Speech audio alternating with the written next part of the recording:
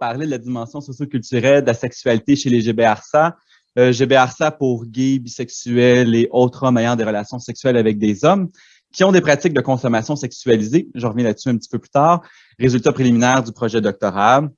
Donc, c'est présenté par moi et je suis sous la supervision, comme Karine l'a dit, de Mathieu Goyette, Georges Flores-Aranda et Karine Bertrand. Donc, peut-être une petite mise en contexte. Dans le fond, mon projet vise vraiment à développer puis mobiliser des connaissances en vue d'élaborer des recommandations pour pouvoir intervenir auprès des GBRSA qui ont des pratiques de consommation sexualisée qui sont dites problématiques. Parce que, comme qu'on peut le voir dans nos services, il y a peu de services, voire aucun service qui sont adaptés justement pour pouvoir intervenir auprès des minorités sexuelles GBRSA.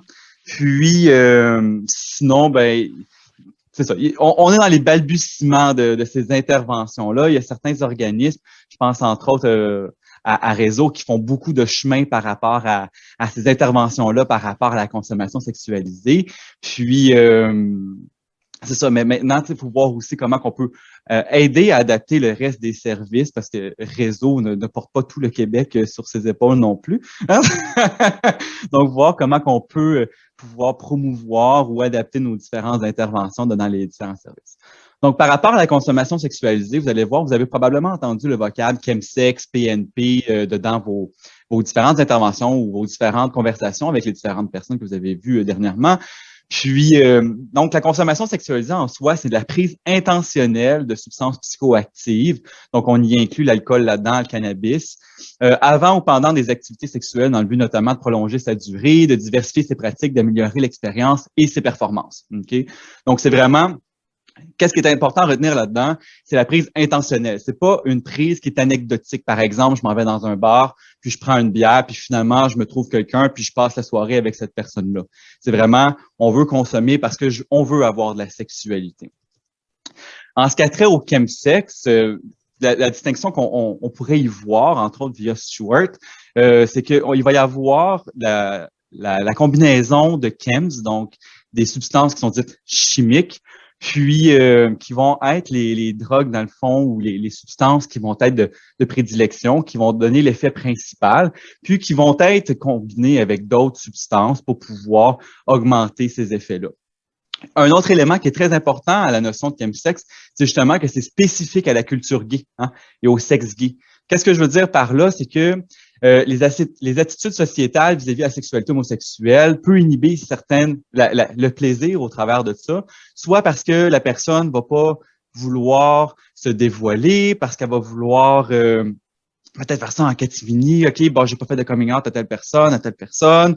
Il peut y avoir aussi une certaine stigmatisation par rapport au VIH, par rapport aux ITSS. Sinon aussi, il va y avoir les différentes technologies qui vont avoir une influence sur le sexe. Hein? On va parler un petit peu plus tard de Grindr, Scruff et compagnie, qui sont des plateformes où est-ce qu'on peut aller rencontrer, entre guillemets, / baiser avec différentes personnes. Puis sinon, il y a beaucoup d'enjeux reliés justement à la masculinité, au corps, aux performances sexuelles. Juste pour présenter brièvement, la sexualité, c'est beaucoup plus que le biologique. Hein? C'est beaucoup plus que le VIH, c'est beaucoup plus que les ITSS.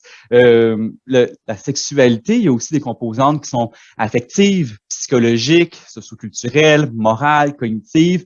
Bref, c'est beaucoup plus large que la simple notion de VIH et de contraction des ITSS. Pourtant, la plupart des interventions qu'on va voir ou qu'on va recenser dans la littérature vont mettre de l'avant des interventions qui vont viser principalement le VIH ou la prévention combinée reliée aux ITSS. Je dis pas que c'est à mettre de côté. Ceci dit, c'est beaucoup plus large que ça, une intervention vis-à-vis de la sexualité. Aujourd'hui, on va aborder principalement la dimension socioculturelle parce que sinon, je serais ici beaucoup plus que 10 minutes. Hein? Donc, la dimension socioculturelle, c'est vraiment relié par rapport à la réalisation des rôles, la conformité avec les valeurs d'une communauté, des règles, des normes, des comportements, des stéréotypes, la masculinité. Vous voyez tout ce qui est un petit peu plus macro, hein, qui est relié à la culture socio-culturelle. Donc, juste pour vous mettre, voyons. vous mettre au courant par rapport à la méthode utilisée ou aux méthodes utilisées dans mon projet doctoral. Bref, la population à l'étude, c'est les GBA-ARSA qui ont des pratiques de consommation sexualisée problématiques. Je dis bien problématiques parce que c'est pas parce qu'on consomme puis on a des épisodes de consommation sexualisée que c'est nécessairement problématique. Hein? Donc, c'est de voir comment la personne interprète aussi sa situation. J'utilise un devis qualitatif avec une approche descriptive, interprétative et participative. Puis, comme dans Gender, il y a des entrevues semi-structurées d'environ 1h30 à 2 heures. Donc, voici quelques résultats préliminaires. Peut-être juste garder en tête que c'est la pointe de l'iceberg, c'est un grain de sel. Il y a beaucoup plus à faire de liens, mais c'est ça, pour la présentation actuelle, je crois que ça va être suffisant. Donc, en ce qui a trait à la dimension, il y a entre autres des standards de beauté physique qui sont véhiculés dans la communauté LGBTQ+, ou la communauté GBRSA, qui peuvent être difficiles à rencontrer. Hein?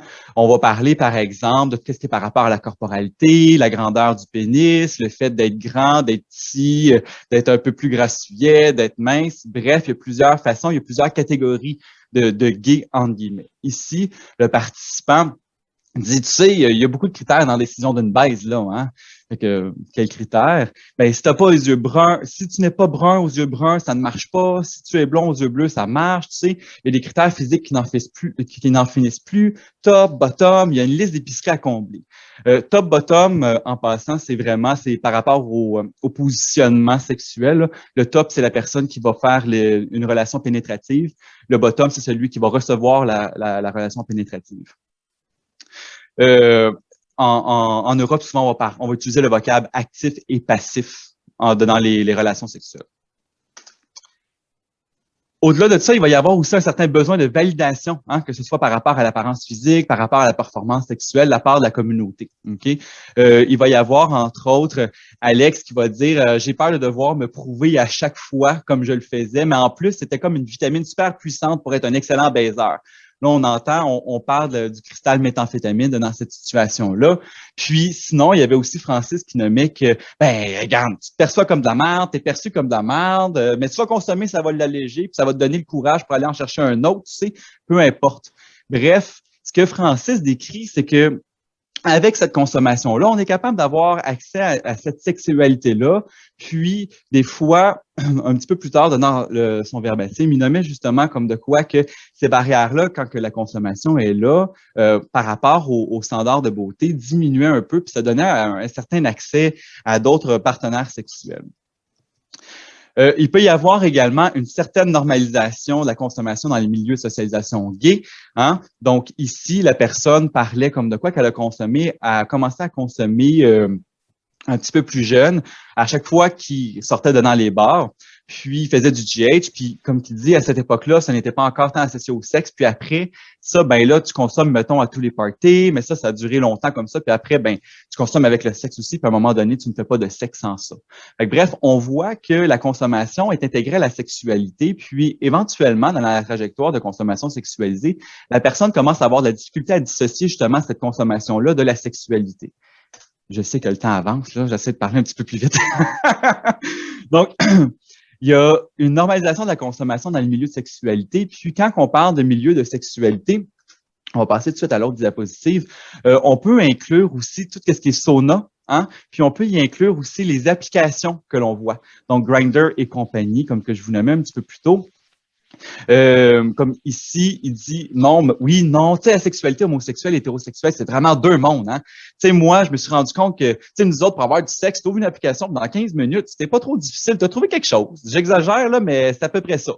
Hein? Fait que, dans le fond, ce que Alex essaie de nous faire comprendre au travers de ça, c'est que finalement, ça peut être facile de pouvoir avoir accès à ce sexe-là qui est un petit peu plus ancré dans la communauté ou un peu plus au cœur de la conception de la communauté. Puis, il va y avoir également la consommation qui va être souvent accompagnée par ces rencontres-là de baise comme qu'il nomme. d'autres participants, eux, vont nommer comme de quoi que être gay, ça signifie aussi l'intégration d'une identité, d'appartenir à une culture. C'est vraiment, pour moi, j'ai toujours vu que qu'être gay comme un gros aspect de cette identité, c'est le sexe. Hein? Il le nomme. Être gay, pour moi, ben, c'est le sexe, c'est la sexualité, ça fait partie de ma vie, ça fait partie de la culture. Puis Mathieu, justement, il se renchérit par rapport à ça.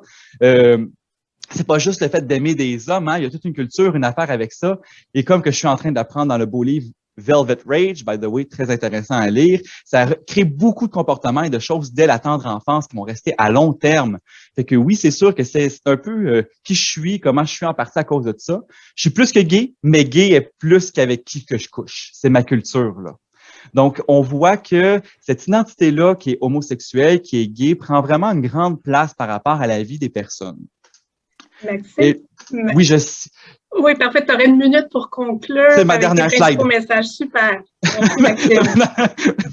C'est bon.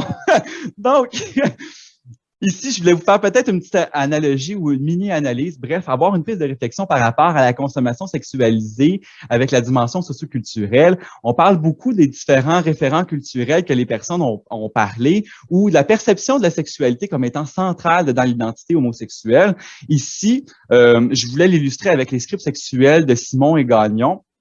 Bref, comment ils décrivent ça? Ils veulent, avec cette théorie-là, ils veulent décrire comment que les comportements sexuels vont être orientés, entre autres, vis-à-vis les scénarios culturels qui vont être mis de l'avant dans une communauté. Par exemple, ici, tout ce qui est les standards de beauté, la masculinité, l'identité, la culture basée sur la sexualité dans la communauté GBRSA, les applications, bref, tous ces éléments-là font partie d'éléments culturels de la communauté qui vont faire en sorte que les personnes, quand ils vont arriver dans la communauté, ils vont souvent vouloir se faire plaisir, évidemment. Souvent, quand on va avoir du sexe, il y a une satisfaction au bout de la ligne. Là, on essaie d'arriver à ça.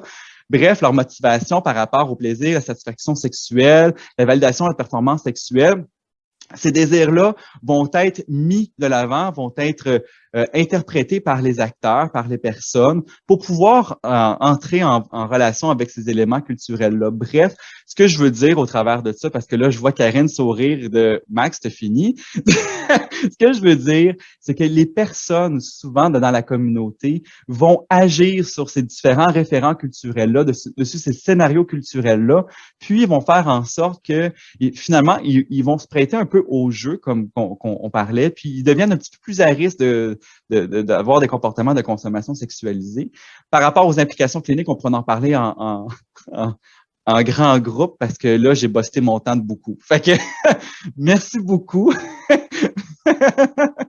et à tantôt.